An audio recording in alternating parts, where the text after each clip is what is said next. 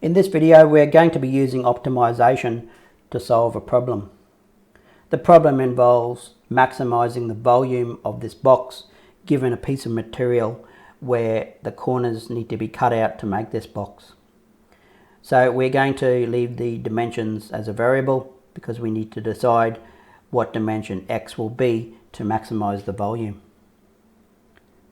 So the dimensions of this total piece of cardboard is 12 by 12. Firstly, we need to create a formula for the volume of this box. So the formula for this box is simply the area of the square. So this area here of the base, which is the same as the top area, times by the height of the box. The area of the square, the base, is 12, take away x, which is 12 take away 2x, and that is squared to get the area. So 12 take away 2x squared, and the height of the box is x. We can expand this out a little bit further. So this here, we expand the bracketed term out, we get 144 take away 48x plus 4x squared. Let's now multiply through by that x.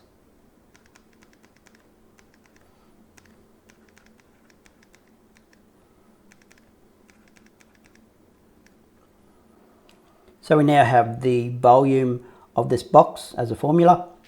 If we take a look at this formula as a graph, we can see it looks like this. So it is a cubic. So this is volume, and this is x. We can see the volume increases. This part here is a negative volume, which doesn't make sense in our problem. And we have a point where it rises to a maximum value and a point where it goes down to a minimum value there. Then it increases, the volume increases here. But can we use these numbers x here? If we have a look at, for example, 10, we go back to the shape of the piece of material. If we have 10 there and we have 10 there, that's equal to 20, which is greater than the size of our original piece of material, 12. So we can't use those values x that are high there. And also we can't use these values of x that create that negative volume. So we're looking for this point here that maximizes the volume. We don't want this one here. This one will minimize the volume. So to find this point here, we need to differentiate and find where the slope is 0. So the slope of that point there is equal to 0. So let's differentiate the volume function, set it equal to 0, and solve for x to get this location.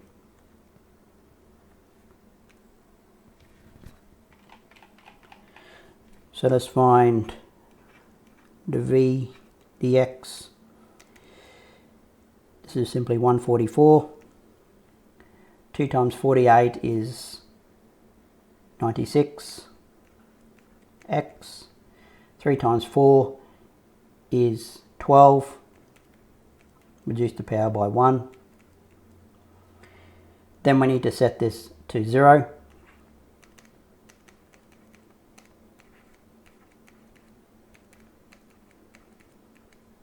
And then we need to solve for x.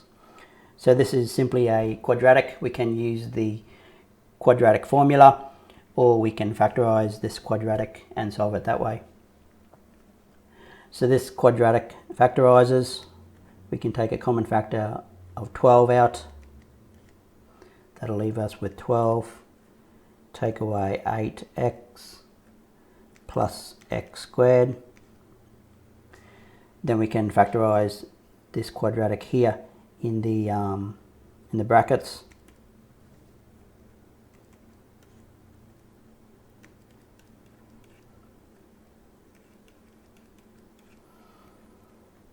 And this is all equal to 0. So x can be 6 or x can be 2 for the solution. So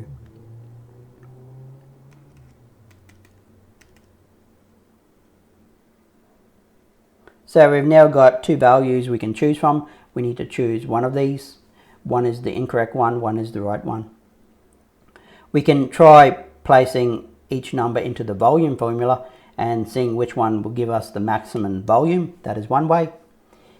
Another way, we can use the graph to determine which one is giving us the maximum, the local maximum. Another way, we can use the second derivative test. So the method I'm going to use here is the second derivative test.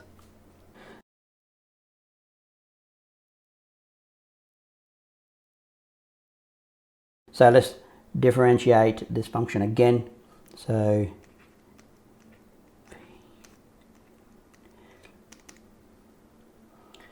$144 vanishes. We're left with the 96 plus 24x. Then we need to plug in each of these values here. So for x equaling 6, we get 48, which is greater than 0.